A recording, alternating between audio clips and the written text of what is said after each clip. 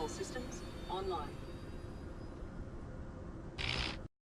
Salut à tous, c'est Schneider et on se retrouve pour un petit récap de la semaine sur Star Citizen.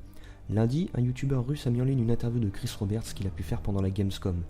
Dans cette interview, Chris confirme qu'il sera possible de dépressuriser un vaisseau en faisant sauter ses portes. Les joueurs qui auront une combinaison avec casque survivront, ceux qui n'auront pas de combinaison mourront, et ceux qui auront une combinaison mais pas de casque devront en trouver un très vite. Ça dépendra de la taille du vaisseau, mais vous serez probablement capable de dépressuriser un vaisseau depuis le siège de pilotage après la 3.0. Concernant la furtivité à pied, certaines combinaisons légères vous permettront de garder une signature électronique faible en comparaison des combinaisons lourdes, mais ça sera pour après la 3.0. Le système de récupération d'épave du Reclaimer ne sera pas automatique. Il faudra d'abord séparer les objets lootables du vaisseau, comme les armes, et ensuite seulement vous pourrez transformer l'épave dans le minerai qui vous intéresse pour le revendre. L'amarrage est toujours prévu. L'Idris par exemple est trop gros pour être posé sur une plateforme dans l'espace. Il y aura donc une sorte de couloir permettant d'amarrer le vaisseau à une station, un peu comme un avion l'est au terminal d'un aéroport. Les soundtracks de Squadron 42 seront disponibles à la sortie du jeu, et les soundtracks de Star Citizen sortiront probablement au fil du développement du jeu. Ils travaillent sur des maps à la surface des planètes pour Star Marine. Leur but est toujours d'avoir une expérience de jeu plus proche d'Arma que de Call of Duty. C'est pourquoi ils ont inclus Endurance, les crevaisons de combinaison et la furtivité au module FPS. Leur plan concernant la mort du personnage est toujours le même. Ils confirment également ce qu'on a appris par Erin durant la semaine de la Gamescom, l'embauche de PNJ est prévue mais ça sera pour après la 3.0. Dans la démo de la Gamescom, il y avait 6 joueurs par Idris et dans Squadron 42, il y aura à peu près 18 ou 19 PNJ pour l'UE Stanton. Le jeu est prévu pour être traduit, mais il est encore trop tôt pour dire si le jeu sera traduit en russe par exemple. Mais il prévoit de mettre en place un système permettant à la communauté d'aider à la traduction du jeu. On peut peut-être imaginer quelque chose comme le Steam Translation Service de Valve. Mardi, un lore-post nous a donné une petite idée de ce que pourrait être l'activité de pilleur d'épave. Durant un vol dans le système Taranis, Old Jagger, un personnage récurrent dans le lore-post de Star Citizen, a eu le sommeil un peu lourd et ne s'est pas rendu compte, malgré la chaleur ambiante et les alarmes, que le système de refroidissement de son vaisseau était mort. Plutôt exigeant sur la qualité des composants, il part en quête d'un système de refroidissement réputé pour sa qualité mais rare, car considéré comme une pièce de collection et pratiquement introuvable dans les grandes surfaces. Sa quête l'amènera jusqu'à un cimetière d'épaves dans le système Nexus connu pour sa piraterie. Il est dit dans cette petite histoire que son vaisseau émet tellement de chaleur que sa signature thermique est visible à travers les points de saut. Ça sera peut-être une fonctionnalité du jeu une fois les points de saut disponibles. Mercredi, la Crash Academy, une équipe allemande, a posté une vidéo de leur compte-rendu de la Gamescom où ils ont pu interviewer Chris Roberts. Les infos de la vidéo ont été traduites par un ami du youtubeur Bored Gamer qui a ensuite fait une vidéo sur le sujet, dont je vais vous faire un résumé en français, donc il y aura peut-être des erreurs. On apprend que comme Squadron 42 demande bien moins de travail que Star Citizen, ils sont plutôt confiants vis-à-vis d'une sortie pour cette année. Personnellement, j'y crois pas une seule seconde. La sortie de Squadron 42 sera précédée d'une campagne de publicité, notamment dans la presse, et le Schedule Report détaillera le travail restant sur Squadron 42. Mais les informations les plus intéressantes sont les suivantes. Squadron 42 serait LE sujet principal de la CitizenCon 2017. Rappelez-vous de l'interview de Chris par GameStar à la Gamescom où il a déclaré que certaines missions de Squadron 42 sont déjà jouables du début à la fin. Et il est dit également que le programme de CIG pour la Gamescom a été dicté par l'avancement de la mise à jour 3.0 car elle n'était pas encore déployée à ce moment-là. Si elle l'avait été, alors la Gamescom aurait porté sur Squadron 42. Pour moi, leur plan est assez évident. Tout en essayant de boucler la 3.0 le plus tôt possible, CIG va tenter de présenter une mission de Squadron 42 à la CitizenCon, tout en espérant le sortir avant la fin de l'année. Bon après, comme l'année dernière, il y aura une grosse différence entre ce qu'ils veulent faire à une date donnée et quand est-ce qu'ils y arriveront réellement. Quoi qu'il en soit, je pense que cela montre qu'une fois la 3.0 bouclée, la priorité sera Squadron 42. Durant la bataille qu'on a vue à la Gamescom, les boucliers de l'Idris étaient désactivés, car le Railgun est encore en phase de test et il ne fait pas assez de dégâts pour détruire le vaisseau dans un laps de temps raisonnable. Le Railgun demande énormément d'énergie pour tirer, tellement d'énergie que vous devrez couper les boucliers au moment du chargement du tir, qui prendra 90 secondes. Cette période de vulnérabilité avant de faire du dégât est une mécanique qu'ils veulent avoir dans le jeu final. On apprend d'ailleurs que durant la seconde bataille de la Gamescom, un des Idris a été touché directement à son générateur d'alimentation. Voilà pourquoi il a explosé extrêmement vite. L'Idris ne sera pas dans la 3.0 mais peut-être dans la 3.1 ou la 3.2. Ils sont en train de discuter en interne pour décider si l'Idris sera dispo à partir de la sortie de Squadron 42 ou avant. Vous ne serez pas obligé d'utiliser la VoIP ou la FOIP sur Star Citizen, mais sachez que si vous les utilisez, n'importe quel micro ou webcam fera l'affaire. L'utilisation de la VoIP fera bouger approximativement les lèvres de votre personnage, tandis que la FOIP le fera de façon plus précise, avec en plus l'animation de votre visage. À court terme, ils comptent finir de débugger ces deux technos. À moyen terme, ils se chargeront de réaliser une reconnaissance faciale compatible avec barbe, cheveux et lunettes. À long terme, ils travailleront à inclure la FOIP avec les casques de réalité virtuelle et les mouvements. Et enfin, à très long terme, ils travailleront sur la FOIP avec les casques de réalité virtuelle et les mouvements des yeux.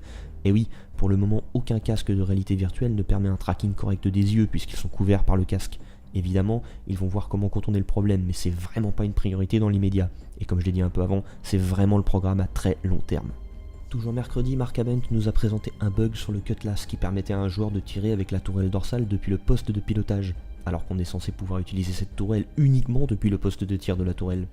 Dans un vaisseau équipage, il y aura différents postes où vous pourrez vous asseoir et chaque poste aura un niveau de priorité différent concernant l'utilisation des éléments du vaisseau, tout simplement déterminé par un chiffre. Si vis-à-vis des boucliers, le poste de pilotage a une priorité de 10 et que le poste de copilote a une priorité de 5, c'est le pilote qui aura le contrôle des boucliers, et le copilote l'aura seulement quand le pilote ne sera plus à son poste. Il y a bien une instruction d'exclusivité pour définir par exemple qu'une tourelle n'est utilisable que par le joueur dans le siège de la tourelle. Sauf qu'au moment de déterminer les priorités de chaque poste, le jeu commence par le poste de pilotage pour ensuite passer au poste comme celui de la tourelle. Et à ce moment-là, l'instruction d'exclusivité ne prenait pas le dessus sur la priorité du poste de pilotage défini par un chiffre. C'était la raison du bug. Mark précise que vous pourrez déterminer vous-même les priorités de tel ou tel poste sur tel ou tel équipement, avec quand même quelques restrictions. C'est pas dans l'émission, mais lorsqu'on pourra hacker les systèmes informatiques d'un vaisseau, je pense qu'on pourra justement dérégler plus ou moins ces paramètres de priorité, avec des conséquences plus ou moins graves pour les occupants du vaisseau. Enfin, selon les restrictions imposées par ce système, je pense que cela pourra donner des situations vraiment intéressantes pendant les abordages. Imaginez que vous ayez paramétré le poste de pilotage comme ayant tous les droits, ça sera la zone à défendre, et si vous la perdez, vous perdrez le contrôle intégral de votre vaisseau, donc ça donnera des affrontements intenses dans une zone exiguë. Mais si par contre vous répartissez les priorités de contrôle sur les différents postes du vaisseau, ça va se passer comment? Les assaillants devront traquer les occupants du vaisseau de fond en comble pour s'en assurer le contrôle? Vous imaginez la chasse à l'homme que ça peut donner dans les couloirs de l'Idris ou du Starfarer? Jeudi, on a eu une série de réponses concernant l'Origin 600i. La variante exploration de l'Origin 600i disposera de 2 stations de scan manuelles, une rampe pour charger le futur rover d'Origin et 36 unités de cargo si le rover n'est pas dans la soute. On ne sait en revanche pas combien d'unités de cargo il restera si le rover est chargé dans le vaisseau. Alors ça fait très peu d'unités de cargo mais c'est voulu, car CIG compare le 600i à une Lamborghini, luxueuse mais avec peu de place.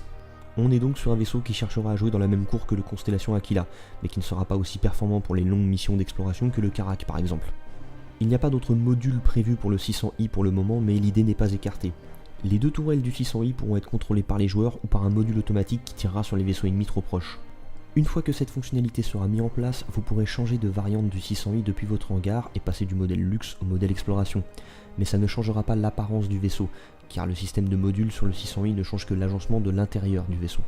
Le prix du 600i est plus élevé que celui du Constellation car ils veulent tout simplement que la marque Origin soit considérée comme luxueuse dans le lore de Star Citizen. Ce sera un vaisseau à équipage, mais pour sa taille, ça sera probablement le vaisseau le plus facile à manier tout seul, grâce entre autres aux tourelles automatiques. Si vous choisissez d'échanger un de vos vaisseaux contre un 600i, le rover sera inclus. Le 600i sera 2 fois plus massif que le Constellation, il pourra donc aller plus vite mais sera moins maniable. Pour compenser, vous pouvez toujours convertir les armes fixes en armes articulées.